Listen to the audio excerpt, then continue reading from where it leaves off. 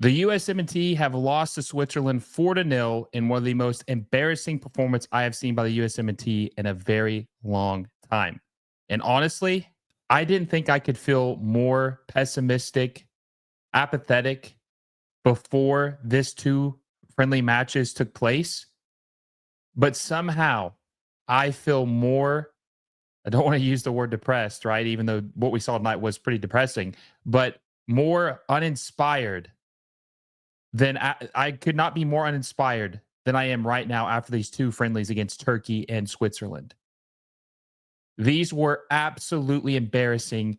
The first match against Turkey saw some positive things, wasn't ideal, but this match is a new low for the USMNT, an absolute new low.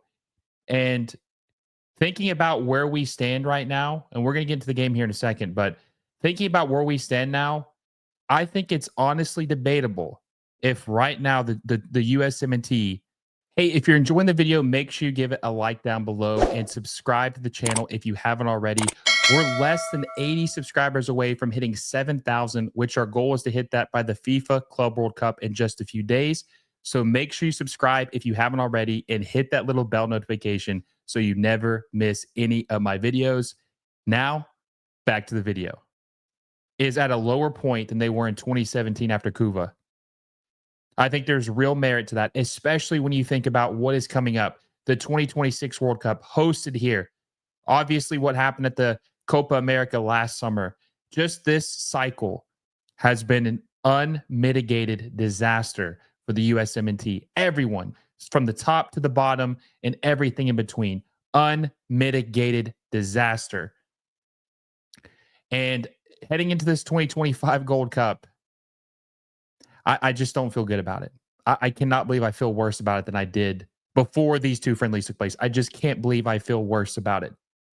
So let's get into the first half, which was an absolute train wreck. Okay, absolute train wreck. A lot of MLS players started. Off the top of my mind, Cardoso and Arvston, and I'm trying to think of who else started this game that started the last game. Those are the only two off the top of my mind that started both games. And Cardoso was not good in this match either. He wasn't bad. He just wasn't good. He's very unnoticeable.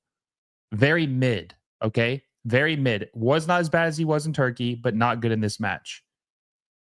And that's not good. You need to have him competing. You need him. I mean, he's playing well for Betis in La Liga. He should be playing very, very well for the USMNT, or at least as good as he is for Betis. And he's just not. He's just not.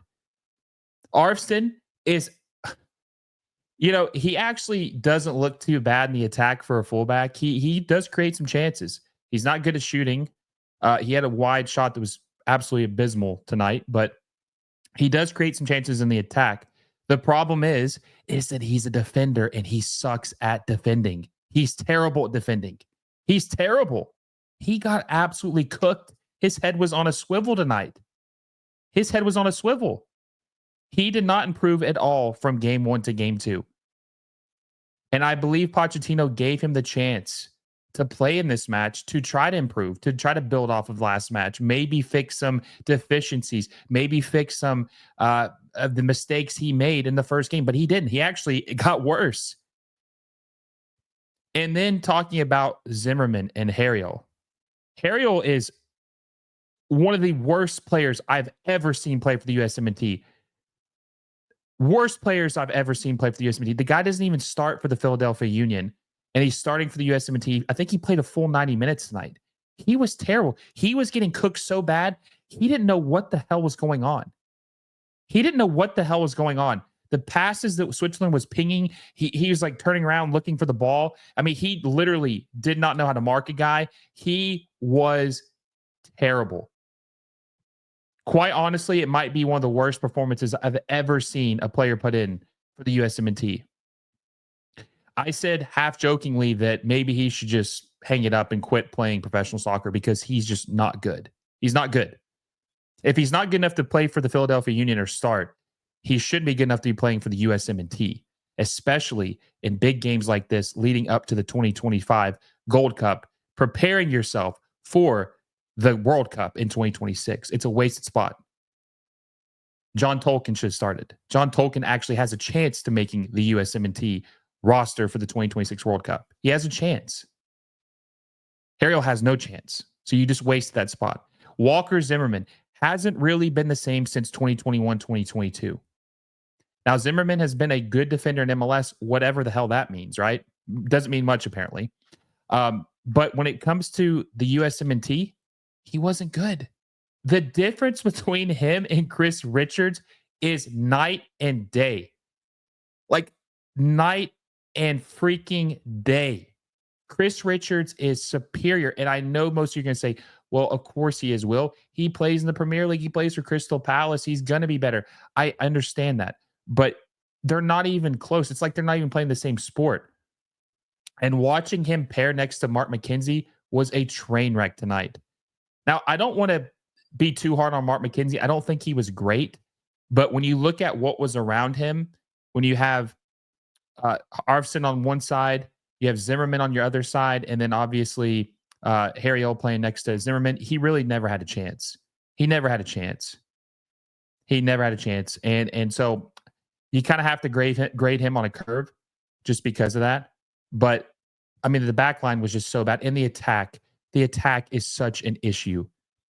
And we're giving first half thoughts, by the way. But still, the attack, Brian White has no business being on the USMNT. And it just shows how weak we are when Pepe is not there and when Ballo is not there. How weak and thin we are up top. We're thin.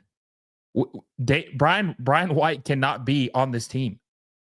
He can't be on this team. Yes, he scores for Vancouver, but listen, it's like what we say about Tillman. It's like what we say about Cardoso. You have to have it translate or it doesn't matter. Brian White, if he was scoring for the USMNT, okay, fine. Give him a chance. He hasn't shown anything.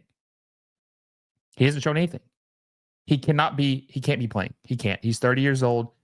Ship has sailed. He's not even as good as Wando. He's not even as good as Wondolowski. Okay. And you know how we all feel about Wando. He's not even as good as him. He has no place on this team. Now, I did think Quinn Sullivan looked pretty good in the first half. He showed some flashes. You know, he's 21 years old.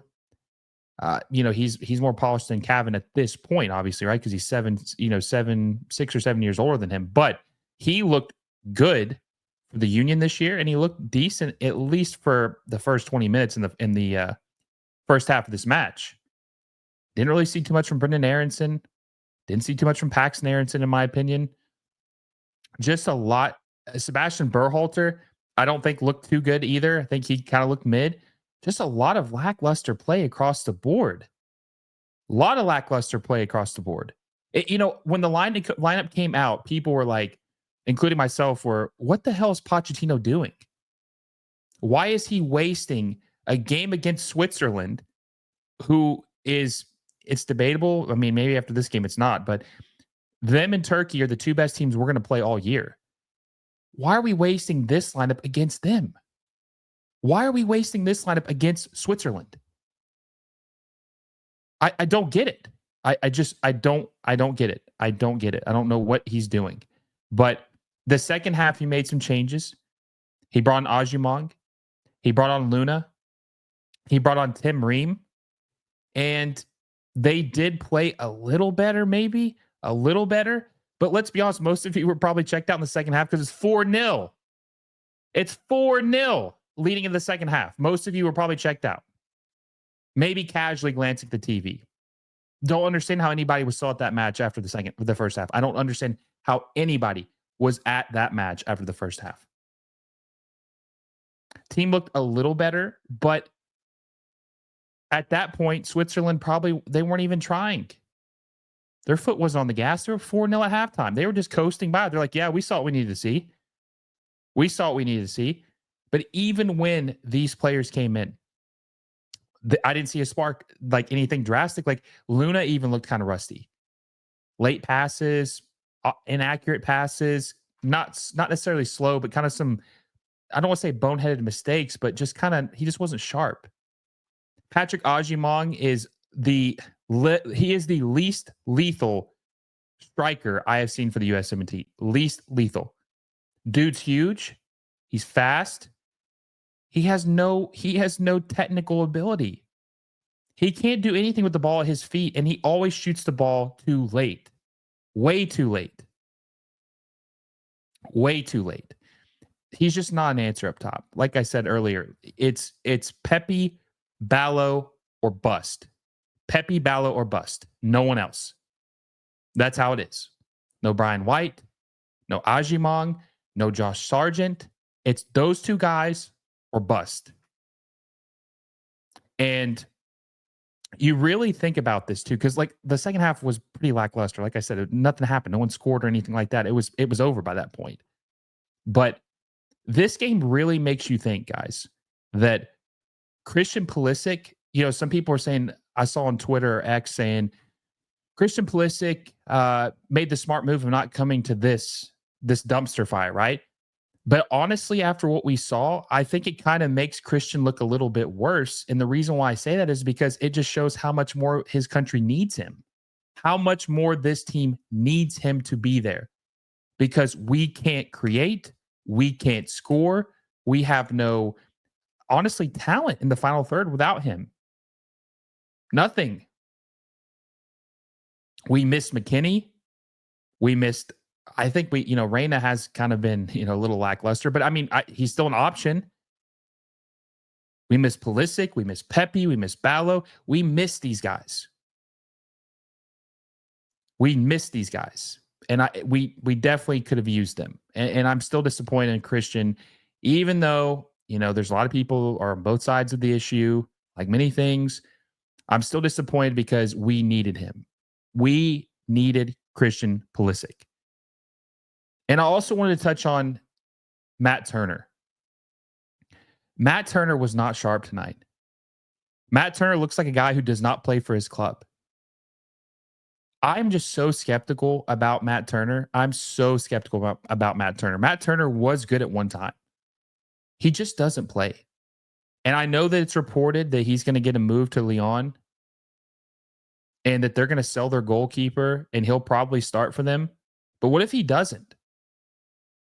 He cannot be the starting goalkeeper for this team if he's not playing games. He just can't. No other serious nation has their goalkeeper, their number one, starting for their national team who does not play for their club. That just doesn't happen. It just does not happen. So this is kind of like the last-ditch effort for Matt Turner to get some minutes. And if he is not starting consistently all season long, barring injury, he cannot be the starting one in goal for the USMNT heading into the 2026 World Cup. He cannot. It just can't happen. It can't. And that kind of just leads me to my final point, guys. Is Pochettino on the hot seat? Did the glitz and glamour get to us and kind of blind us to like what's really going on? We have been saying for years now that it was not the players, it's the coach. It's Greg, right? And Greg is still bad. I'm not going to concede that he's good. He's not a good coach. But we finally got a coach who is heralded as a good coach. And it hasn't made any difference. I think we're on a 5-game losing streak right now. Something like that. This was Pochettino's 10th game as the USMNT manager. And it just makes me question everything about him. It makes me question everything about the U.S. Soccer Federation. And I put out this post. I said, if the Federation doesn't care, the domestic league doesn't care, some of the players don't care, and some of the fans don't really care anymore, what's the point? What's the point? Because that's what it feels like. It feels like no one cares. Pochettino coaches like he doesn't care. We've seen what he's done at Tottenham. We saw what he could do at PSG. We saw what he could do at Chelsea. I just don't think he cares. He does no scouting. He makes questionable starting 11 choices. He makes questionable roster choices in general. I just don't think he cares. And I think we have to start having a serious conversation if he should be the manager in 2026. We're paying him $6 million a year, but he's not giving us a $6 million performance. He's just not. He's not. His results have been mediocre. The team has played worse under him. Nobody has improved. It seems like some players maybe don't want to play for him. Maybe that's why some of the guys, even though it's not justifiable that they're not here, but maybe some of these guys don't want to play for Poch. Maybe they don't want to be here with him. It just makes me question if we need to go ahead and pull the plug on this. I don't know if it's possible because of what we're paying him. I think we're broke. I don't know if we can afford to pay him and another coach, but something has got to change soon. We are 1 year away from what is supposed to be the biggest year in soccer history for this country. This is make or break, guys. This is legitimately make or break for American soccer. And like I said at the beginning of this video, I think we might be worse off now than we were in 2017 after Cuva. We might be worse off now than we were in 2017, which is hard to believe. If you had told me this 5 years ago, I would have never believed you. Ever would have believed you, especially if you told me we had Pochettino as our manager. So things aren't looking that good right now. I mean, things are looking really bad heading into the Gold Cup. I want to know what you guys think. What's your takeaway from these two friendly matches? How are you feeling heading into the 2025 Gold Cup? Are we going to get grouped? Let me know in the comment section down below. Also, if you enjoyed this video, make sure you like it down below. Subscribe to the channel if you haven't already, and hit that little bell notification so you never miss a video. Until next time, guys, I'll see you all soon.